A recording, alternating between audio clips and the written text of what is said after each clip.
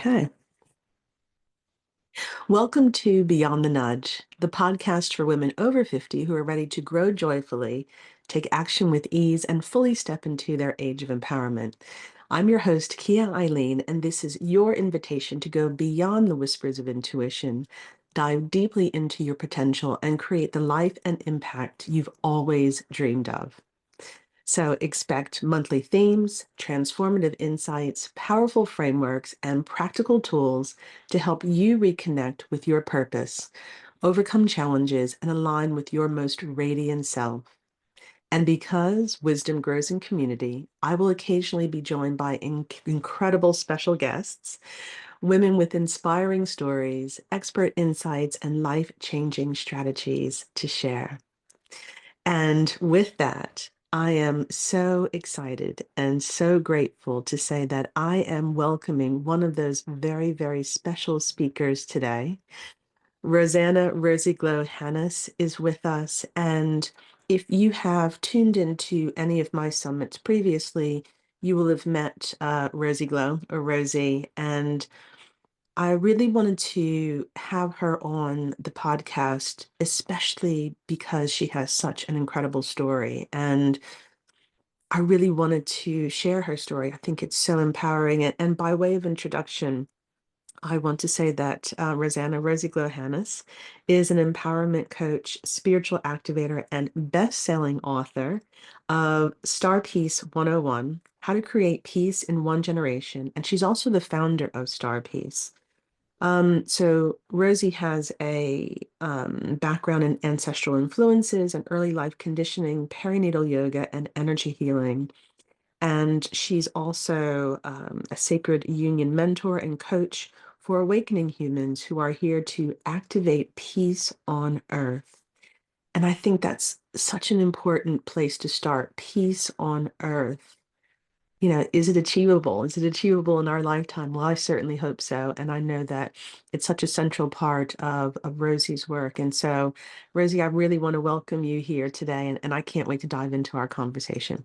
Well, thank you so much for having me. I'm so excited to be here for all of the things that are coming because this is my favorite subject, love and peace. Bring it on. Amazing, amazing, amazing, amazing. Yes, love and peace, bring it on. And I'm super excited about our conversation. We were having a catch up before we started recording, and we were already diving in. I was like, oh, no, no, let's save it for the recording. And our theme today, the theme of your talk or our conversation is shifting from toxic love programs. So powerful. Shifting from toxic love programs. And I'm really going to just open the space for you to share your story and just let this be a free-flowing conversation. And so let's just go ahead and dive right in. What do you mean by shifting from toxic love programs? Right. Well, it's one of those that obviously for anyone who feels they have a toxic love program, this will mean something. But if you're listening and you're in a happy relationship and your relationships have always been happy and felt healthy and nurturing, then you're not in a toxic love program. So that's a great starter point. But for me, I was born to two very lovely people, like really nice human beings, but very emotionally immature. Mm, So their style of love was very competitive, argumentative. There was a lot of push-pull. And, some of my earliest memories were not very pleasant. They were of them fighting, although they were never physically, it was never a physical thing that I grew up around. One of my earliest memories was my dad pinning my mum down because she was furious with him. And mm, it turns out that he had been out gallivanting. And, this is not the norm, if you like, of most people's lives, but somewhere in our experiences, often there'll be a story of an affair or a betrayal or an abandonment or a rejection. And it might not be our parents, it could be grandparents, great grandparents. But part of my work in terms of ancestral influences is understanding the epigenetic profile of how we inherit unprocessed trauma, hmm how we're all programmed to survive at this point, right? So we get these subconscious programs that are sort of wired into us, a bit like when you have a sat nav if anyone remembers those old sat navs that had the pre-built-in programs, right? And the directions and the places that you go. So my profile really was that I had this program that love hurts, Mm-hmm. love is painful, that love isn't actually about having, but it's about longing for. And there was a real sense of the fact that in my world, I kept attracting Mr. Unavailable, Mr. Not That Interested, Mr. Not That Into Me. I had very low self-worth myself, and had some eating disorders as a teenager. Just never really in myself felt enough. And I think for a lot of us, we feel like this. And it's important to remember that much of the way that we feel is not our own choice. It's not something that has come about as a direct experience that we've been through. More, it's to do with our time in the womb, even the circumstances of our conception, even the circumstances of our own parents' love story, if you like. Mm-hmm. And that shapes who we think we are, because we're programmed to be someone. We're not our authentic self until we go on this journey of self-discovery and look at how we've kind of developed a way of showing up so that we can be favored, we can be approved of, we can be accepted. And so as a total people pleaser, that would mold myself to whatever I thought someone else needed me to be and wanted me to be. And my classic line, especially sort of as I got into my late teens and 20s, was I could have anyone I wanted for one night only. But to actually catch them and keep them, as it were, to have them interested in me in the longer term, it just didn't happen. Mm-hmm. So it's that classic, I was interested in guys that were never interested in me, and the guys that were interested in me, I wasn't interested in, because I had a wall around my heart, you know? Mm-hmm. It's an ice wall is what I'll call it. And it was this whole inbuilt trying to protect myself from not having the kind of relationship that my parents had, but also not having a model of something different. Mm-hmm. And interestingly enough, my parents actually split up when I was 7. I think I was 7. Yeah. So the formative years are up until the age of 7. And I think anyone who's been through it knows the pain of a parent leaving and how that feels, and how we actually can end up really feeling like it's our fault as children. Mm-hmm. We take it very personally.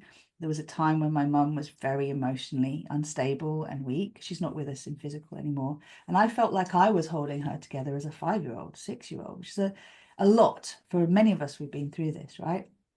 And then when she actually met my stepdad, there was a different profile there of relationship, but it was, again, not what I would say a healthy, connected. It was transactional, you know. They were in love, whatever that means, but he was quite emotionally unavailable to myself and my sister. Mm-hmm. I had these two different models of relationship, neither of which I wanted. So then where do I go? What do I have? We've got the movies, we've got Disney, we've got Yeah. parents' relationships, society tells us what love is. How do we get what we want? Mm-hmm. Yeah. I mean, there's so much there to unpack, right? You have programming, two models of relationships, and you're going, well, I don't necessarily want that. How do you move? First of all, how do you begin to ask yourself the question, you know, do I deserve something other than this? Because if we're not really aware, we're just repeating patterns and we don't really know why. But I think there comes a time when you say, actually, I want something different, and I believe I deserve something different. Was there a crunch point for you, sort of related to that? Yeah, definitely. I mean, I think I repeated the pattern. So I was pretty promiscuous as a young teen. So I started. I mean, I was. This is the thing, isn't it? Is we also have shame programming around our Mm-hmm. sexuality. You know, we have Mm-hmm. all the conditioning around what you should want. I remember my mum saying to me very young, you know, don't just give your love away. Don't just tell someone you love them. They have to earn it. You know, they have to show you that they're serious, and don't just give yourself to someone. And I was passionate, young, 3/4 Greek, physical person that liked all the things, right? So I got pretty into the physical exploration of sexual union from a very young age, so from 13. So it was again, a jumping the gun energy, right? So I Hmm. had all these sexual experiences, and it was heartbreaking, really, because I thought sex was love, right? I thought Hmm. I could exchange that. And then what happened over time is, we attract different types of relationships. So I was in a 10, not 10 year, 2 year relationship with someone 10 years older than me when I was in my late teens. And I thought that was it. And I wanted it. And I wanted it to last forever. And then, of course, I went to university and things change and you kind of open up again and you experience on a different level. What culminated, because I had my daughter when I was 21, I was pregnant. So she was born when I was 22. I was literally that sucker woman, like give me a man who's interested in me and I'm gonna smother them and I'm gonna try and catch them and keep them and I want to be inseparable, and then it's really hard for them, so they create some distance and then I think there's something wrong. So this pattern was playing out, Mm. and then I found myself as a single mother very, very early on in my daughter's life. And actually, it's quite a funny tale, but my parents, no, my grandparents, I'm mainly Greek. So, you know how we're living in the world today where big bums are fashionable? Yeah. Well, back in my childhood, they were not. So, I had a lot of shaming around my bum. I had to hide my bum. I was told by my grandmothers I couldn't wear certain clothes. I had to show up like this, and all the rest of it. So, I was trying to be something skinny, Mhm. non-big bum, all the things that I thought people would want and guys would want. And then I moved to Croydon. A Ah, very different demographic in Croydon. ah, And yes. actually, I'd primarily been going out with, well, white guys. We'd lived in Asia for a little while as well, but I was never really attracted to the guys in Asia. In Singapore, we lived.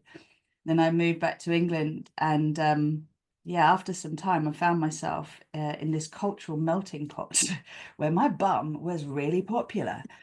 And I had all these choices, and I met this guy in a playground actually, which sounds ridiculous, but he was not. He was not dodgy. He was just younger than me, and I used to take my daughter there to play, and he used to do all these funky things on the swings.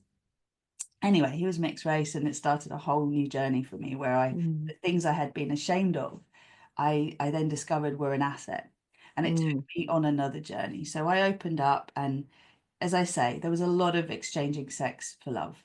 mhm, In the end, what happened was, and this is what we do, we go to these extremes. So our conditioning is one way, and if we start to question that conditioning, we then often go the complete opposite way, right? So, but both of these are, well, one's just conditioning, the other's a reaction to the conditioning, but neither mhm, really our authentic self. So, from sort of super clingy girlfriend type person, I then became someone that people thought was a commitment phobe because I had lots of opportunities. I also had quite low self-worth. So, I wanted those opportunities. I didn't want to say no to anything and miss out on anything. mhm. And then someone just literally landed on my doorstep through a mutual connection. He showed up on my doorstep and decided he wanted to have a relationship with me. And I spent 10 years in an on-off relationship with this guy, even though I never really fancied him, never really, we weren't buzzing, we weren't like getting each other. And I think for a lot of women and men, it's important to remember when you're tuned into your light, when you're connected to your soul, um, many will want to come near you Mhm, and kind of, forgive me for saying this, but siphon your light. They don't want mhm. to connect to their light. They just want yours. So they want to be in your light, but without connecting to theirs. Yeah. You can feel that because you feel heavy around them. You feel shut down around them. But if your self-worth is low, for me, I remember sitting on the sofa thinking, is this it? Like, is this it? Is this, the guy really likes me. He wants to be with me. He's telling me, even in some of his not so nice moments, that no one else is going to want me. I'm a single mom. I'm a this, I'm a that. Mhm, And I was pretty feisty, right? So I gave as good as I got. But the point is, I remember sort of saying, well, this on-off thing was going on forever. And he bought me a book called The Happiness Delusion. And he said ah. to me that the reason that I wasn't happy was I wanted too much and I should lower my standards. Ladies, there you guys let you run, run, run. Major red flags. Yeah, like Major red flags. he's a lovely guy, don't get me wrong, but he hasn't moved on. He is still, Yeah. And I could have stayed looping with him, Mm-hmm. but I didn't. Mm-hmm. I read another book, and that book was called The Honeymoon Effect. Mm-hmm. And this was from Dr. Bruce Lipton, and this really came about. So Bruce Lipton is phenomenal. I highly He recommend is. everyone Yeah. checks them out if you haven't. But that book in particular explains relationships and why we do what we do and why we keep recreating the same old story, even though our brain says I want something different. Yeah. When I read that, I knew scientifically that the honeymoon effect was possible. Not that anyone would think I'm particularly into the science, but actually I am as rational as woo-woo, right? So my brain needed this. And it suddenly meant I could have what I wanted. It wasn't all fairy tale woo-woo nonsense that was just in the movies, but it required me to do some deep inner work and to understand that I wasn't programmed for what I wanted. Mm. So I had to shift. I had to, one, believe it was possible to change, and two, go through the process of changing. And then once I had gone through that process of shifting my conditioning, accept that it was going to take a little while for everything to adjust in my world to accept these new programs. So there's going to be lots of testing, right? Yeah. And that's really what it took, because actually my beautiful husband, who I'm married to, now we're together, married 5 years, together 7, but we've known each other for 10. The day I met him was when I just started doing the male detox aspect of my work. But he wasn't available. He was married to someone else. Yeah. Yeah. So this was a big moment to see if my old programming was going to kick in, or was I going to take this journey of integrity and accountability and growing in myself so that he could be my muse. And it was like, this was something better, universe. This was Mm-hmm. anything you want to interject with there before I carry on. Oh my gosh, this or something better, this or something better. And it's interesting, isn't it? Because, you talk about, someone showing up at your doorstep and you think, well, what part of you might have thought, hey, this is a gift, right? It's happened so easily. It's happened so easily. And I think it's interesting, the part that you talked about, we can think that someone is in love with us and attracted to us, but really it's just about them standing in our light instead of activating their own. And for people who are in relationships where they may be questioning if this is the right space for them, you read some incredible books that kind of helped it click for you. What would be some questions that maybe you asked yourself or they can be asking themselves?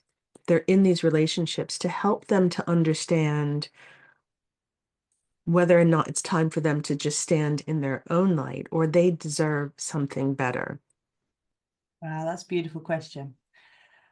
So I feel like our bodies never lie, right? I often say that as well. Yeah. Yeah.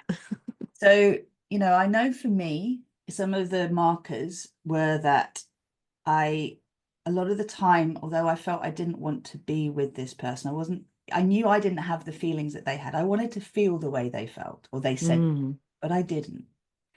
So there are a few things. One, how you feel around this person, right? Do you feel activated? Do you feel inspired? Do you feel tapped in? Do you feel alive? Or are you constantly feeling like you're bickering and in this constant cycle of, tit for tat and just going round what I'd call a karmic bond? It's just the same story repeating and repeating and repeating.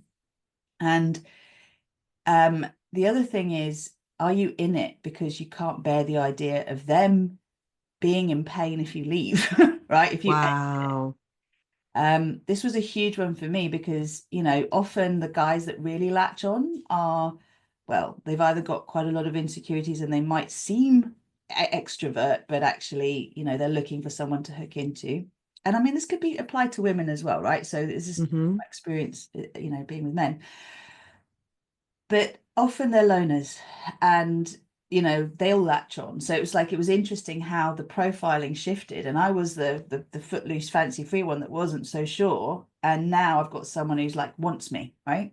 Which is Yeah. very appealing when you haven't had that before, but you want to feel mutual. So I was like, this seems like the other side of the seesaw. And what used to break my heart was this idea of me breaking up with him and him sitting on his sofa, kind of going, "Oh, what happened?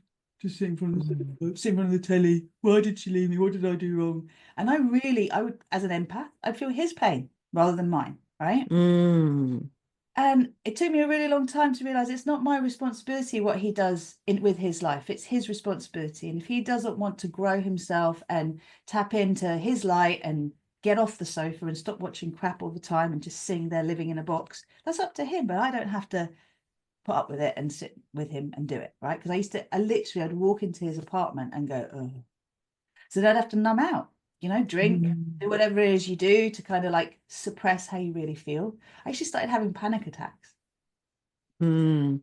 All of this is really important to, whatever I'm saying, if this is, alarm bells, red flags coming up for you, that can seem really scary because then we feel like we've got to take immediate action. And, what I'd say initially is just be aware of what you're hearing here and how it resonates. And I would always say, from the perspective of the work that I do now, unless you're being abused, right? If you are being physically, emotionally, psychologically, spiritually abused, because it can happen on all sorts of levels, take this as a sign to do the inner work journey and then see what happens in your relationship, because it can't shift if the other person doesn't want to, right? But if you shift and they are open on a soul level to this, I've seen as many relationships that I thought were heading for divorce or separation actually find the deepest connection, as I Mm-hmm. women and men find the courage to accept that their partner's response to this is not their responsibility, but their truth is key, because having one person happy in a relationship is not a relationship. Yeah. That is not how it's meant to be, and it's not really happy either. How can one person be happy when the other person isn't? It's not going to Yeah. work. It's not going to work. And, that's, some form of codependency for sure. And you said something really important there. And, I was jotting it down, you said, I was feeling his pain, right? I didn't want to break up with him because I was feeling his pain. And question I think is really important. Like, whose pain are you feeling? Mm, Right? Because quite often we can be in relationships where we're really just focused on the other person. And my last podcast was really about the parent wounds that we carry, right? And so we can be conditioned into, I think you and I were having a conversation before about where does, empathy come from, these deep empaths. And we are trained as people who want to be in the healing sort of industry, and coaches and therapists. A lot of us have been trained at a very young age to be empathetic, to be sensitive, to be aware of our environments, to be aware of other people's feelings. But sometimes that can go, that can be too much, and we can be overly empathetic to the detriment of ourselves, really. So I love that question of whose pain are you feeling? And are you numb to your own pain, or do you diminish your own pain for the sake of someone else? What kind of relationship is that truly, right? What kind of relationship is that? And and I'm sure you've experienced this as well, so many of my own clients, as they're doing this amazing inner work, and they're doing the deep work, and they're finding out who they are, and they're understanding what their mission is and their purpose is and what they're here to do and what brings them joy. The relationship no longer has that same pull or that same power, if you will. And it can be really scary for mm, people who have to step out of that, old identity and then to the new identity and what that means. How did you have the courage finally to say, no, mm.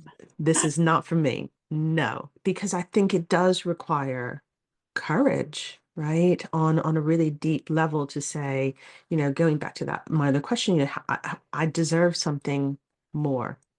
And I'm going to actually get that for myself. I'm going to, walk away from this and walk toward this other new and expanded version of myself. But it does require a bit of courage. How did you have that?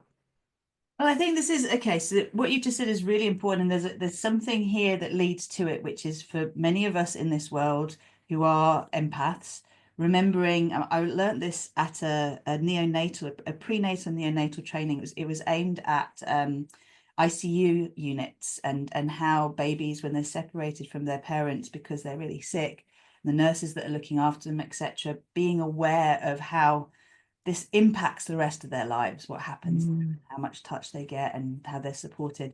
The point is that I didn't know that fawning was part of the fight, flight, freeze response. So they talked about Mhm. fawning for the first time, which is this empath becoming, Mhm. I'll be what you need me to be, right? Okay, let me Mhm. work out how to get your favor. You haven't even worked out yet whether you want their favor. It's an instant thing to work out how to ingratiate yourself, right? So this then leads to how many of us fall in love with projects?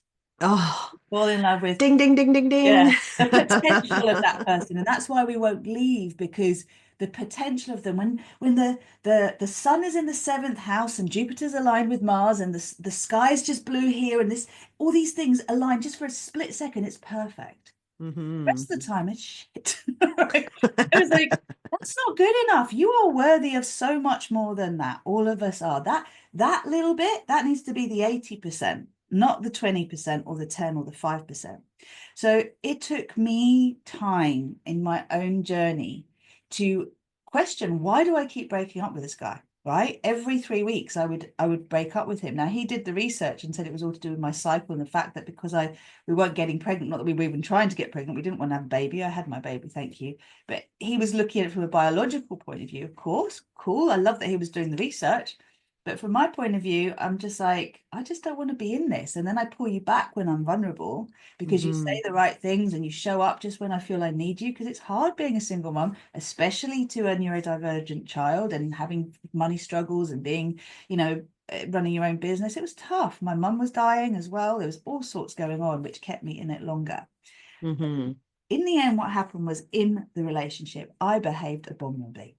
In the relationship, I ended up playing away, so I had the flip out around of, bearing in mind what I said before about how my dad had cheated on my mum. I had a very, very strong moral coding where if anyone ever cheated on me, that would be it. I was very, very morally coded, except I was also quite hedonistic and open-minded, and there were things that I wanted to explore that I'd shut down. And I found myself being in the pain of my mum's grief, just numb. Things Mhm. had happened. I'd had a previous relationship with a guy who was South African Zulu, who I was deeply in love with.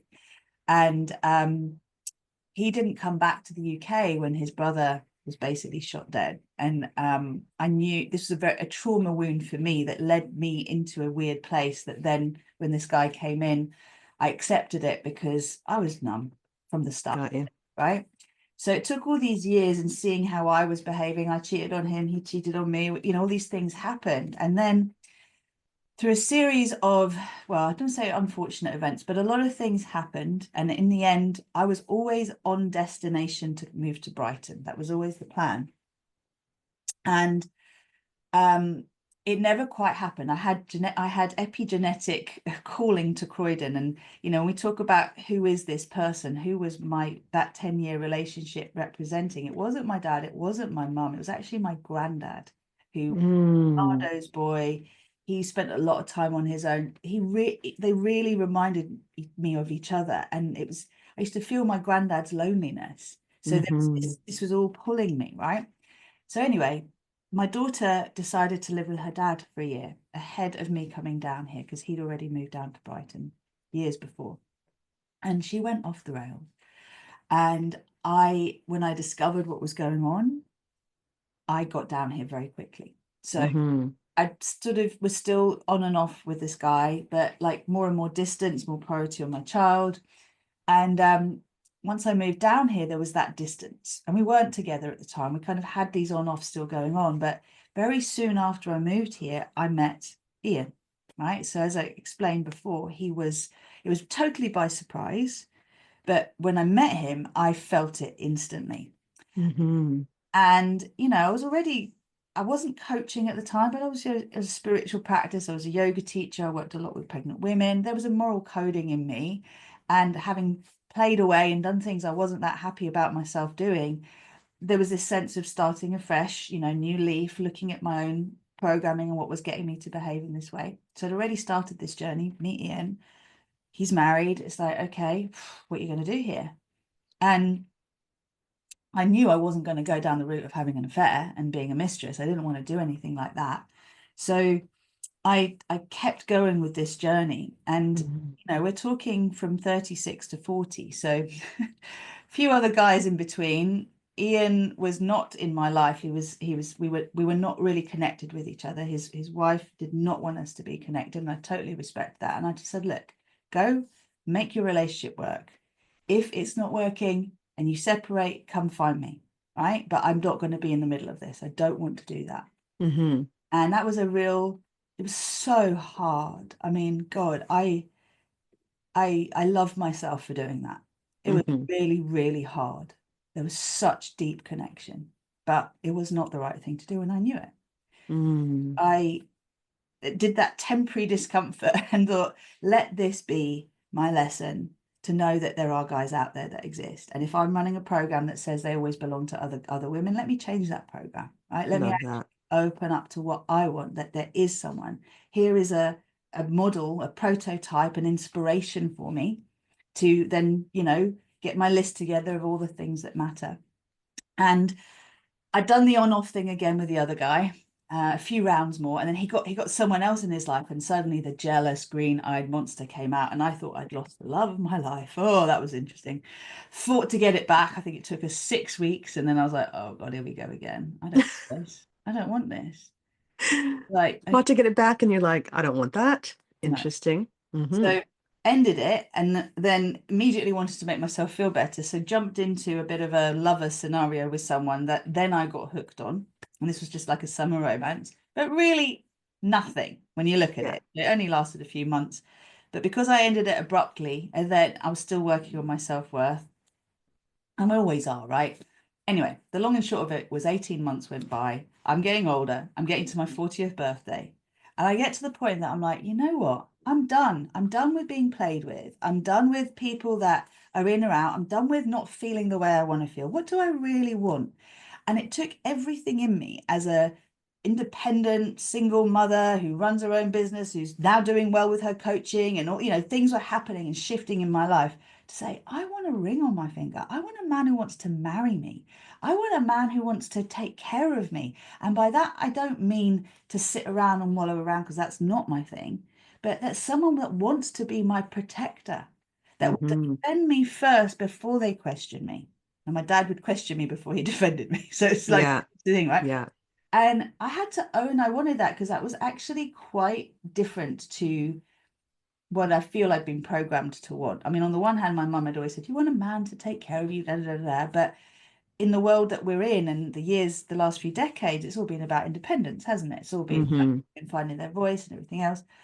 So once I got really clear on this, I said to the then lover on-off guy that was just dangling me like, he was the carrot, as it were, that was always moving away. I just said, mate, I'm turning 40 next week, 2 weeks' time.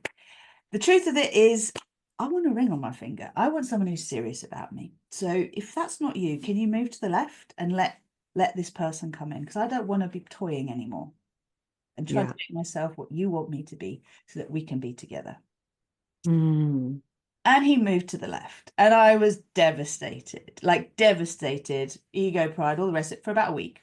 Now, guess who calls me out of nowhere? Ian. Oh, I love this. First of all, I was devastated for a week. I mean, we're talking about a 10-year relationship, right? Oh, I no, was devastated for a week.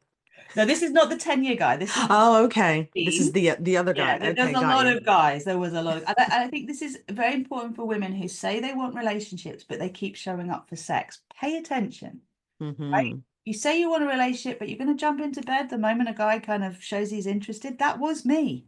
I Mm. didn't want to miss out on the opportunity. I had FOMO. What if his size isn't quite right? What if we don't kiss right? I need to check it all out right first. And it's like, no, you don't. You need to trust yourself. Mm. Trust yourself and your worth. And before we jump into, because I want to say, I think I might have been there on the day that you and Ian connected again at the festival. Well, no, that was when things got magical at magical. That was when we Okay, magical, magical. snake. I was Yeah. like, oh my God, this is amazing. But before we jump into that, you've said two really important things in terms of how do you know, right? How do you have the courage? You said, first of all, I decided I'm not going to be toyed with anymore. I want a ring on my finger. I want someone who's serious about me, who's going to protect me and protect me before questioning me, right? Who's going to be there for me. And then you said, I owned what I wanted. I owned what I wanted. So often we discount what we want. We say, well, I don't really need that, or I don't really want that, or it's not really important because maybe on some level we don't believe that we're deserving of it or that it is for us. But you said two really important things. I love that. You decided and then you owned what you wanted. And I really just wanted to highlight that because I think it's really important in terms of, we're asking ourselves the important questions about, what is it? What are we doing? What are our repeating patterns? But then it comes to a crux point where we have to decide, what are we doing? What are we really doing? What are we asking for? What are we accepting? What do we believe we're capable of receiving? And then deciding it's time for something better. And then owning what we truly want. And I think if we can do those two things, we're already going to be on the road to something that is actually for us, that we are worthy of, and more. So now I'll let you go and dive into this magical thing, this magical relationship. You've done all of the deep work. You have gone through all of the experiences and you've said, actually, no, I want something special. And then it happened. So how did it happen? Well, as I said, you have to say no to what you don't want so that you can Hmm. actually, and you can't control who's going to give it to you. You can only own what you really, really want, which I think for all of us who know what we don't want, because it's happened so many times, that Hmm. has to happen for you to then draw the line and go, actually, if you aren't going to call me and you're going to mess me around and you're this and you're that, just go away, right? Like Hmm. there's a point in you that has to get to that point. I think many say it, the pain of staying the same is worse than the risk of change. So I was Hmm. like, I'm good on my own. If I'm only going to have lovers for the rest of my life that come and go, I'm good on my own. I'd got to that point in myself where I'd done the detoxing, the reprogramming on all the areas, because it's one thing to do your personal stuff. It's then also looking at the collective programming in our world, cultural, societal, religious, socioeconomic, gender war programming. There's loads, pain programming, fear programming, guilt, blame, shame programming, lack programming, all of that. So I went all in for 4 years on this total excavation and unplugging of survival, plugging into thriving, a motherboard rewiring is what I call it. And of course, as I said, it was constantly being tested because it would look like things had changed and they were saying the right things, but words and actions were not lining up. And I had to be discerning, not Hmm. to keep going down rabbit holes and go, oh, well, maybe if I just do this stone and unturn this stone and this, you've got to start to trust yourself. So I'm saying that again because yeah, there comes a point when you let go of needing to know the detail and you can actually just trust yourself and go, this isn't lining up, this isn't right, this is not what I called in, off you go. They might change and show up in a different way, but you have to Hmm. say no to what you don't want. And remember, that's what happened with Ian, right? I was like, no, I'm not doing married man. I'm not doing, getting involved with things that are just going to get too complicated for me. I want to be center stage here with whoever it is I'm going to be with. So having said no to Mr. messing me around and no to Mr. 10-year on and off, here I am. And I was devastated for a week, as I said. And then out of nowhere, Ian calls me and we hadn't spoken for quite a while, right? So he would show up every year or so. He would show up once a year on my birthday, bring me flowers. And out of nowhere, I'd be like, you still married? He's like, yeah. I was like, what are you doing here? Bye. And there was a reason why. I mean, to be fair to him, like really, there was a reason why he was very deeply staying in something that was very toxic for him. And that was a promise he'd made to his dying mother. So it's totally Hmm. understandable why he was self-sacrificing the level he was. And it had to play out. There was Hmm. there was all sorts of things involved. So yeah, he calls me. He's now been in another relationship. He's actually separated from his wife. He's been in this other relationship for a year, but that's all on the rocks. And he just, he was like, what are you doing on Saturday? Do you want to go down to the beach? I was like, oh, I've made plans to go with my friend Lula. I was like, I'd love to see you. But I had already invited Jan. Jan had called out of the blue. This is the 10-year on and off guy. And interesting how the names are similar as well, right? I Jan. was interesting. Yeah. Sorry, Jan, if you're listening, I was going to keep you anonymous, but there we go. And basically, I'm finding myself in this situation where I'm like, oh my goodness. All right, tell them both what's going on. You're going with friends down to the beach. Everyone's welcome. So pay attention. Look at what's going on here. So I'm at the beach. Jan's there. Ian's there. His daughter's there. My friend is there with her friend. And my friend is making eyes at Ian. And Ian's like clearly connecting to me. And I'm looking at Ian and I'm looking at Jan and I'm like, Rosanna, where is your heart? You've got to tune in here. What, like, Mm. this is feeling like guilt and feeling like obligation. And this is feeling like where you want to be. Like, can you be honest with yourself? What do you want? And it's like, okay, my heart wants to be here. But Mhm. it was all coming up to my birthday. Anyway, I'd arranged for 2 other DJs to show up to pay for my birthday, but Ian had offered, he's a DJ as well. And in the end, the other two both bailed. So I only had one DJ. This was the DJ that saved my life or saved my party. Right? I'm a Leo, saved my life.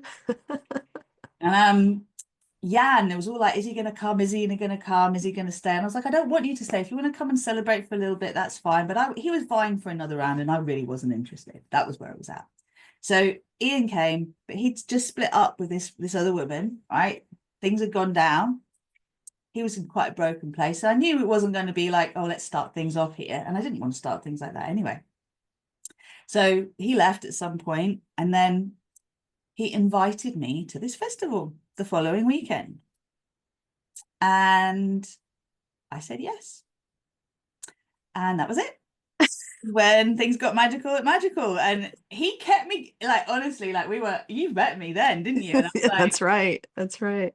it was this time that I'll never forget. It was like, oh my goodness, there's no need to feel guilty. There's no need to feel bad. There's no one in my life, no one in his life. There's nothing here that's wrong. It's all green lights. Go, go, go. And that was it. From then on, we consummated. God help the whole campsite, is all I can say. I don't think anyone slept very much. We didn't. Um, All we knew is there were a lot of smiles the next morning. I had to leave that night because I was teaching yoga the following day, so I only stayed for one night. But he then came back to mine when he came back, and we've basically been inseparable since. We have Yeah. had 2 gaps, like a 2-week gap and a 2-month gap of not being with each other at all because he was in different countries, and that was really good for us. Hmm. But when you know, you know. When you know, you know. And I remember my mum said this about, I think she felt it probably with my dad and my stepdad, to be honest. But when it's a soul connection, maybe you get that jolt of electricity. But I do remember in the circumstances when I first met Ian that his wife, she was looking after our jackets. I smoked at the time. I was going outside for a cigarette with my friend. And I said, oh, do you mind if you look after our bags, sorry, our jackets? She's like, yeah, that's fine. My husband's at the bar. And then when we came in, he was standing there with her, and I looked at him, and it was a shock. It was like, I was like, "You're the husband?" Like, I couldn't compute because it was Oh, really like seeing someone so familiar, and then shutting it down because it wasn't appropriate. As I said, 4-year wait, but well worth it. Well worth it. amazing. Well worth the wait. So much. You've covered so much. So first of all, bringing your patterns into awareness, deciding that you have, that you want something different in your life, having the courage to step out of that and owning what you want, being discerning. I love this, being discerning, Mm. saying, actually, this is for me. That is not for me. And really being picky. Some people might say being picky, being discerning, trusting yourself, trusting what your body, what your heart is saying, and then following your heart. I mean, that's a real lovely recipe for not only stepping out of toxic patterns and toxic relationships, but also stepping into something magical. And I love that you had all the universal green lights that were, saying, yes, this is your time. Yes, this is your person. And you've been inseparable ever since. I think it's such a powerful, powerful story. And, one that, what I love about your story is it's not just, hey, it was, it just poof, it happened, right? You did a lot of inner work to allow this to happen. And, also a lot of experimentation and a lot of, decisions that you said, oh, actually, I wouldn't do that again. But you had to go there in order to know what you didn't want. And, feeling out the spaces of your own identity and learning who you are and stepping away from the shame or the guilt of any of those things to really have compassion for yourself. And that's really what I'm hearing. A lot of compassion for yourself, your journey, for your parents as well, to bring you to this space of just complete love and balance, and I love your story. It's such a powerful story, and I really want to thank you for sharing this journey with us. And before we close, if if you were to leave our listeners, our viewers, with one or two things that you really want them to take away from this conversation, what would they be? Well, the first thing I would say is it's really important to own all parts of you. Hmm. I alluded to this a little bit earlier.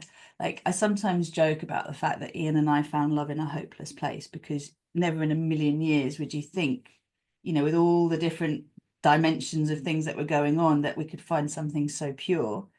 But that's exactly what happened. And it happened as a consequence. For me, I had to lift the lid on bits of me that I'd shut down. Hmm. And like, it's we can have a moral compass and a moral code, but you have to own you wholly and completely. And when you are in a safe, what I'd call a sacred union, that's when you get to explore. I mean, we all have sex, right? But what does it mean to be in a deep, intimate space with someone, to actually have the kind of sex that brings up trauma from the past, that brings Mm. up that you're finally safe enough. This actually, yeah, when I finally felt safe enough, my body actually started to process a lot of pain, a lot of weird things Mhm. coming out of my body that I didn't even know were there. So Wow. owning your shadow, whatever that means to you, is very important, because if you want a really authentic connection with someone else, you've got to have a really authentic connection with yourself, right? Hmm. Everything's a mirror of that. And life isn't giving you what you're asking for. Life is giving you what you are resonating at, what your vibe is. So, Exactly. you can do all the affirmations in the world. And I'm speaking to the hyper independent men and women in this world, okay, who feel like, just tell me what to do and I'll work it out. I'll do it myself. I don't need anyone else. Accepting your vulnerability, and that actually we do need others. It's very important, because actually I needed a coach. I needed someone to reflect to me my blind spots, because of course, if they're blind spots, you can't see them. And Yeah. your best friend and your sister and your mum or your dad could point them out to you, but you're not going to hear it from them. Hmm. And so it's really key to kind of know that there is a certain place you can take yourself to. And I've done 15 years of like my own self-discovery and self-learning before I was like, actually, I'm going to need someone to hold my hand through these really scary bits, because Hmm. I haven't been able to change them on my own, right? That's really, really Hmm. key. So there comes a point where, if you really want to have something you haven't had with someone else before in a relationship, um, there's going to be some healing that is required to happen, so that your frequency can shift, so you're resonating somewhere new. And this is, if you followed your heart before and your heart has been broken, and this is what happened to me. I jumped straight in with my daughter's dad. We made a baby within 6 weeks of being together. We were in love, but it was like my mum and dad's love, right? Hmm. to trust then jumping in with both feet with Ian, even though we'd known each other these years. When this guy shows up and says, Rosie, I don't want to be one of your boyfriends, I want to be your boyfriend. And I'm going, oh my God, is he a control freak? Is he a this? Is he a that? How can I trust myself this time? It was all those years, 20 years of experience. Mm-hmm. And then I could trust myself. So, if you have followed your heart and it's brought you to pain, remember that your heart has taken you to that pain so that you can actually heal that pain, right? And trust you and learn why you put yourself in that position in the first place. What did you gain and learn from it that means now you can trust yourself in a way that back then you didn't have the experience and the discernment. So that's very, Mm-hmm. very, very important. The final thing I would say is often when something isn't materializing here, it's because we're scared of what happens on the other side of the bridge. Mm-hmm. So as I said, I remember my daughter trying to put Ian off me, saying, she's like a real hedonist. She's a commitment phobe. You're not. He's like, you don't know who you're dealing with. You don't know me. But she wasn't right in what she was saying, but she perceived me that way because I was avoidant of getting into the wrong relationship. Mm-hmm. And what was true for me, which is something I feel every day, was the fear of loss. It's one thing to never have it, but what if you have it and then you lose it? And in my idea of what my future relationship would look like, I would, of course, be deeply in love for however long our bodies, we're in our bodies as souls, right? I was very fearful of the loss of Mm-hmm. being deeply in love and then being left without my partner, whether I died or they died. That's what it was about, right? And I had to accept for myself that I would far rather have however many months, years, weeks, whatever it was, experiencing the love that I've called in than to never have it at all because I was scared of what I would do after or how I'd feel after. So that's where the courage comes in that you just talked about. It's the Mm-hmm. courage to feel, the courage to break free from old patterns, the courage to allow yourself to move through uncomfortable feelings and painful feelings at times. Yeah. We've got a short time in this body, right? How long are you going to put off what you really, really want? Oh, Important.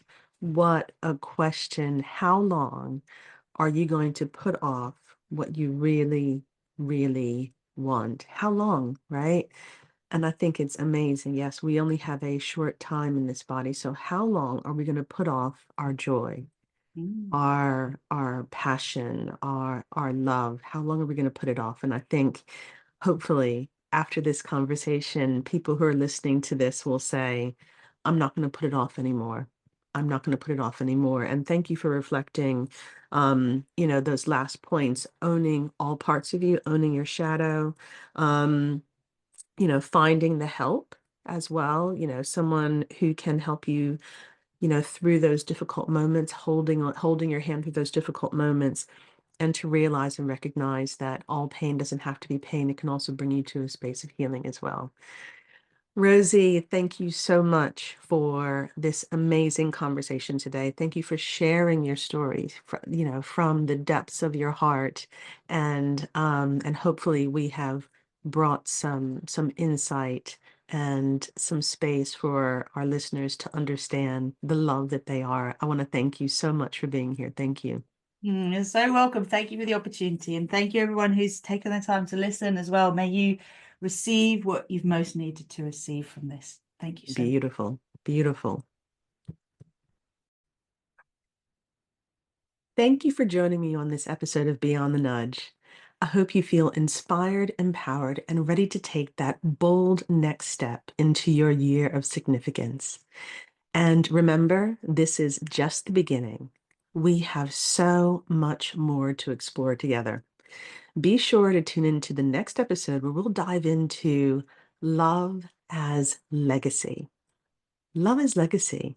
And we'll discuss what your legacy of love is. It's one you won't want to miss. Before we wrap up, I'd love to once again thank Rosanna Hanness for joining us today and to also share two causes very close to my heart.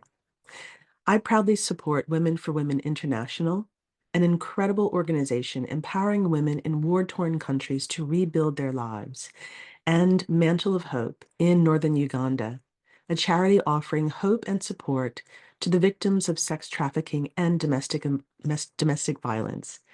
If you're moved to make a difference, I encourage you to learn more about their transformative work and consider joining me in supporting them.